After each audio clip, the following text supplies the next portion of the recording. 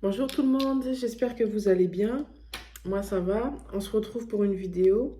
J'avais envie de partager un sujet dans lequel je m'inclus dedans parce que j'ai vécu dedans et il m'arrive parfois, encore malheureusement, pas de vivre dedans, mais enfin oui on peut dire ça comme ça quoi. Donc, c'est une vidéo pour vous parce que je pense que je ne suis pas la seule à vivre ce genre de choses-là et pour moi également. Et en fait, le sujet, c'est le jugement. Le jugement, pourquoi? Parce que, bon, j'ai grandi dans le jugement, dans une religion où le jugement prend bien place, si je peux dire ça comme ça. Et lorsque tu grandis dans ce genre de milieu-là, si je peux dire ça comme ça, ben, quelque part, tu es formaté, tu vois, dans ce sens-là. Et donc, du coup, pour en sortir, c'est tout un travail que le Seigneur doit faire. Et je lisais un passage dans la parole, c'est Matthieu 7, versets 1 et 2. Ne jugez pas afin de ne pas être jugés, car on vous jugera de la même manière que vous aurez jugé, et on utilisera pour vous la mesure dont vous vous serez servi. Et il y a le verset 3 qui dit, pourquoi vois-tu la paille qui est dans l'œil de ton frère et ne remarques-tu pas la poutre qui est dans ton œil? Ça, c'est le verset 3. Et donc, c'est vrai que ce passage-là m'a parlé, parce que du coup, pour avoir vécu dans une religion de condamnation, si je peux dire ça comme ça, ben, tu as ton côté religieux, si je peux dire ça comme ça. J'arrête pas de dire ça, si je peux dire ça comme ça. Bref. Euh, Côté religieux qui ressort, dame pharisienne, si je peux dire ça comme ça. Excusez-moi de le répéter encore, je fais pas exprès. Et c'est pas forcément dans la communication verbale, même dans la communication non verbale, tu peux te retrouver à juger. Et si je partage cette vidéo-là, c'est que il m'est arrivé aussi il y a pas longtemps, même sans le vouloir, parce que tu connais pas la vie des gens, tu connais pas leur situation, tu connais pas forcément leur passé, mais toi, tu veux donner un conseil. Dans ton esprit, tu te dis, oh, mais c'est pour l'aider, tu fais ça. Mais alors qu'en fait, la personne, elle, ça la blesse, ça la touche. Involontairement, tu fais ça, mais tu le fais quand même. Tu vois, donc c'est pour ça aussi qu'il faut avoir la sagesse et le discernement aussi, surtout. Et il y en a, ils le font vraiment volontairement parce que, ils se sentent, voilà quoi. Ils se sentent plus, si je peux dire ça comme ça. Et il faut que j'arrête de dire ça. Dans leur comportement, et même pas forcément en parlant.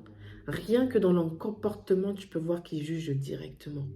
Par exemple, c'est un exemple, hein. Quelqu'un te raconte sa vie, ce qu'il fait dans la vie, sa situation familiale et tout. Et toi, tu regardes comme ça. Hum, hum, hum. Oui, oui, oui. Ah, ok. D'accord. Oui, oui, oui. Rien que des mimiques comme ça, là. Rien, juste ce genre de geste-là, hein. Alors, je pense que la personne va voir que c'est du mépris, quoi. C'est oh, elle part, mais c'est pas qui je suis, moi, hein. Toi, t'es ça, mais moi, je fais plus que toi, hein, donc je te méprise, hein. Sans le dire, mais je te méprise, hein. Pas de problème, hein. Un jugement. Oh, tu regardes une sœur, elle est habillée de telle manière-là, tu vas la regarder de haut en bas, comme ça. Elle mérite même pas de parler parce qu'elle est habillée comme ça. Ou bien les frères et sœurs qui viennent à l'église, mais qui ne sont pas encore convertis. J'écoutais la dernière fois, euh, c'était dans l'émission de MCI, un témoignage de Frank, il s'appelait comme ça, et il disait qu'il avait amené un ami à lui qui n'était même pas encore converti. Et qu'il y avait une dame de l'église, en fait il avait une casquette sur la tête, et la dame, c'était une ancienne, et il lui a dit, ah, on enlève les casquettes ici, c'est pas ennemi dans l'église ici. Hein? C'est pas un style qu'il faut dans l'église. Enfin, en gros, c'est inapproprié, ça ne l'a. Alors qu'elle ne connaît même pas la personne, elle ne sait même pas que la personne n'est même pas convertie à Christ, et directement elle a jugé le jeune homme comme ça. Quel embarrassement, quelle honte, si je peux dire. Il a raconté ça. Ou bien j'avais entendu aussi l'histoire du pasteur Patrice Martorano de l'église Momentum, qui avait donné l'histoire de la naissance de sa première fille et que il avait eu un témoignage intérieur, qu'il y a quelque chose qui clochait. Et quand ils sont partis voir le médecin, le gynécologue, ben, il n'a même pas calculé, avec mépris, il faisait ouais, ouais, ouais, ouais, mais en fait, il n'écoutait pas. Et en fait, au final, voilà, le Saint-Esprit a eu raison, quoi. Mais au final, du mépris, du jugement, tu sais pas, tu te tais, moi je suis ici comme ça, donc toi tu dois faire comme ça, comme ça, comme ça, ou bien toi t'es rien, et moi je suis la présidente intergalactique, donc voilà. Donc en fait, il y a du jugement volontaire et du jugement involontaire, si je peux dire. Et je trouve ça vicieux autant que l'orgueil. Et c'est pour ça qu'il faut vraiment faire très, très, très attention. Ça ne veut pas dire que ça ne va jamais arriver. Mais si ça arrive et que tu te rends compte ou bien que le Saint-Esprit te fait rendre compte que ce que tu as fait, c'était du jugement, demande pardon. Avec humilité, demande pardon. Moi, c'est ce que j'ai fait. J'ai demandé pardon. Personne n'est parfait, on ne le saura pas. On ne le saura jamais. Euh, Ne te condamne pas, toi qui aime Christ et qui a voulu faire bien les choses, mais qui a été dans du jugement, qui a condamné, qui a critiqué, ou quoi que ce soit.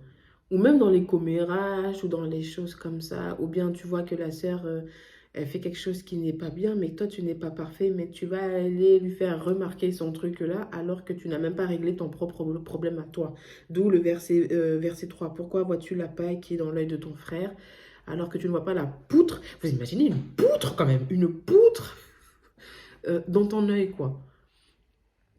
Donc, voilà ce que je voulais dire par rapport à ce sujet-là. C'est vraiment très vicieux, donc il faut vraiment faire très attention. Demander au Seigneur la sagesse, demander au Seigneur le discernement, surtout.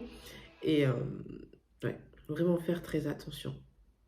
Je peux dire que c'est pas facile, mais tout est possible à celui qui y croit. Donc, si tu as été dans ce cas-là, tu peux mettre un commentaire, ce qui s'est passé, comment ça a été résolu, et tout ça. Mais bon, on se fortifie tous en Christ. C'est un enseignement, on grandit tous chaque jour. Donc voilà, sois abondamment béni, et puis on se retrouve très vite pour une prochaine vidéo.